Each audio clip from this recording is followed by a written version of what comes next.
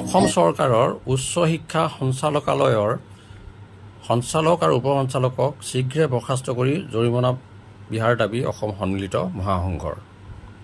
মহাসংঘৰ প্ৰশ্ন, চৰকাৰৰ অজ্ঞাতে যদি উচ্চ শিক্ষা সঞ্চালকালয়ে স্থায়ী বাসিন্দাৰ প্ৰমাণপত্ৰ বাতিল কৰিছিল তেন্তে সঞ্চালক আৰু উপ সঞ্চালকক শীঘ্ৰে বৰ্খাস্ত কৰি জৰিমনা বিহি সত্যতা প্ৰমাণ কৰক। হিন্দী লবিক সন্তুষ্ট কৰি খিলঞ্জীয়া জনগোষ্ঠীসমূহক অধিকাৰৰ পৰা বঞ্চিত কৰিবলৈ ষড়যন্ত্ৰ কিয় কৰা হৈছিল? Bureau' report, Patkai TV. অসমত দুৰ্যোগৰ সীমা নোহোৱা হৈছে। অসমত বিভিন্ন কাৰিকৰী বিদ্যা, বিজ্ঞান আৰু সাধাৰণ শিক্ষাত যোগ্যতাৰে উত্তীৰ্ণ হোৱা লাখ লাখ বিভিন্ন জাতি জনগোষ্ঠীৰ খিলঞ্জীয়া তথা অসমীয়া যুৱক যুৱতীয়ে নিযুক্তিৰ বাবে হাহাকাৰ কৰি আছে।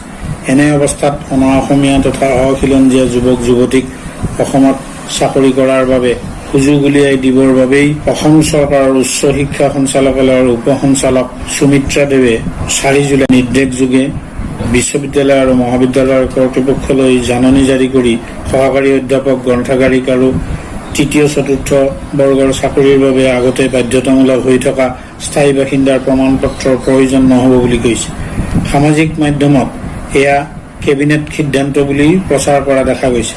কথাটো জনজাত হোৱাত বিভিন্ন মহলে তীব্ৰ অসন্তুষ্টি প্ৰকাশ কৰি এনে হঠকাৰী অসম বিৰোধী সিদ্ধান্ত বাতিল কৰাৰ দাবী জোৰদাৰ কৰিছে।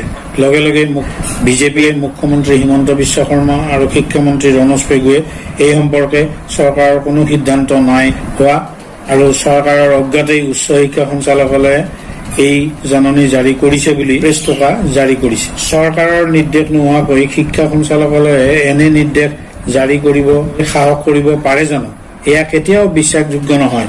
আচলতে কথাটো প্ৰচাৰ হোৱাত শিক্ষা সঞ্চালকালয়ৰ ওপৰতেই দোষ জাপি দি ৰক্ষা কৰিব পাৰিব বুলি ভাবিছে অসম চৰকাৰে। বিজেপি RSSৰ নিৰ্দেশতেই এনে অসম বিৰোধী ষড়যন্ত্ৰ চলি আছে। চৰকাৰৰ দাবী যদি সঁচা তেন্তে শীঘ্ৰে শিক্ষা সঞ্চালকালয়ৰ সঞ্চালক আৰু উপ সঞ্চালকক চাকৰিৰ পৰা বৰ্খাস্ত কৰক আৰু জৰিমনা বিহক।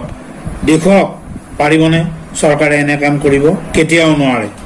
বিজেপি চৰকাৰৰ অসমত প্ৰতিষ্ঠা হোৱাৰ পৰাই ৰেল বিভাগ, LIC, পোষ্ট বিভাগ, তেল আৰু প্ৰাকৃতিক গেছ আয়োগ আদি কেন্দ্ৰীয় অৰ্ধকেন্দ্ৰীয় বিভাগবোৰত অসমৰ বাহিৰৰ পশ্চিমবংগ, বিহাৰ, উৰিষ্যা, তামিলনাডু আদিৰ লোক বিভিন্ন চাকৰিত মকৰল হৈ আছে।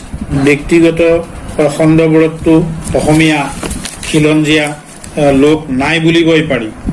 ইতিমধ্যেই অসমৰ প্ৰাথমিক, মাধ্যমিক, হাইস্কুল, উচ্চতৰ মাধ্যমিক স্কুলবোৰত পশ্চিমবংগ আৰু বিহাৰৰ লোকে চাকৰি কৰি আছেই।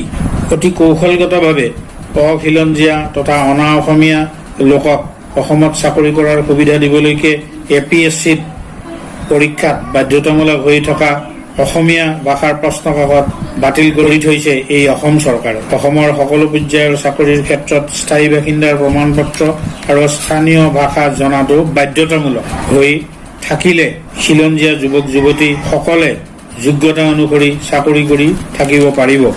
ভাৰতৰ সকলো ৰাজ্যতেই এই PRC অৰ্থাৎ স্থানীয় বাসিন্দাৰ প্ৰমাণপত্ৰ আৰু স্থানীয় ভাষা জনাটো বাধ্যতামূলক। তেনে ক্ষেত্ৰত অসম চৰকাৰে উভতগুৰে নাচি অসমৰ খিলঞ্জীয়া তথা অসমীয়াক হত্যা কৰিবৰ কাৰণে এনে ষড়যন্ত্ৰ কৰাটো নিতান্ত দুৰ্ভাগ্যজনক আৰু পৰিতাপৰ বিষয়।